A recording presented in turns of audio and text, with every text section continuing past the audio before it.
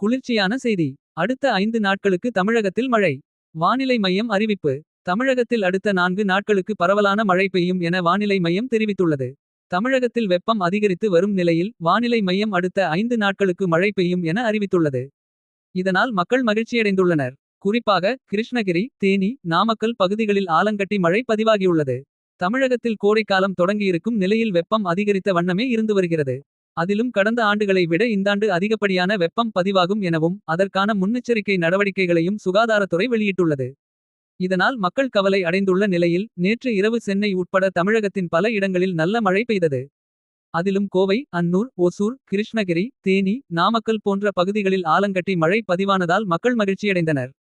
இந்த சூழலில் மேலும் வெப்பத்தை தணிக்கும் வகையில் தமிழகத்தில் அடுத்த 5 நாட்களுக்கு மழை பெய்யும் என வானிலை மையம் தெரிவித்துள்ளது.